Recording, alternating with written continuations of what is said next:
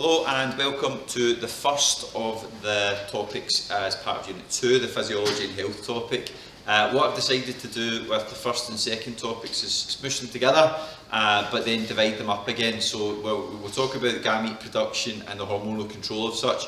We'll do one video for the male reproductive system, and then we'll do another video for the female reproductive system. So this is the male reproductive system, slightly less complex than the female, but without any further ado we'll move on to it. So obviously the reproductive system of the male is dependent on production of sperm. What we're going to look at today is the hormonal control of that production. So the whole process starts off in the brain, specifically the hypothalamus, and the hypothalamus releases a hormone called releaser hormone,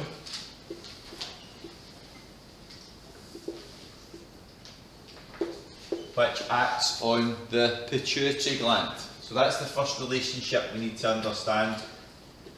It's actually the same in the female as well.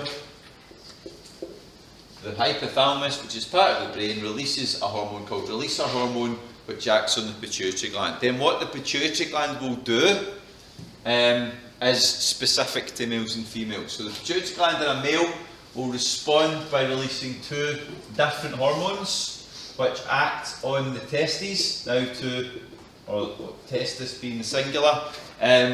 Just to remind you from National 5, what a hormone does is it travels through the bloodstream.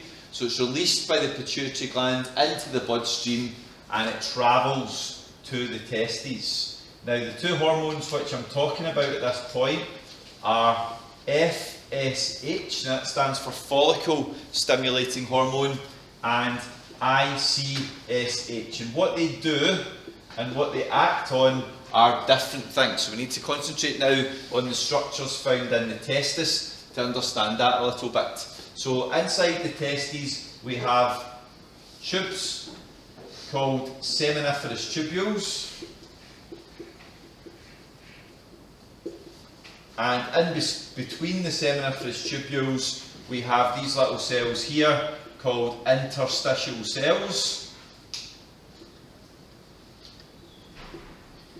Interstitial cells sit in between the seminiferous tubules, and hopefully you can see already, but I'll use colour to try and show that FSH acts specifically on the interstitial cells. I do apologise, FSH acts specifically on the seminiferous tubules to promote sperm production.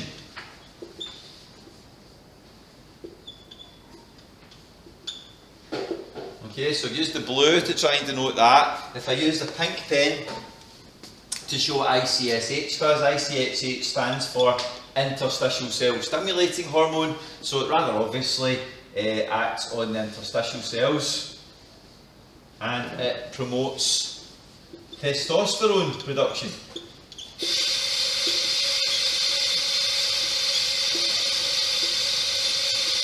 The interstitial cells produce testosterone.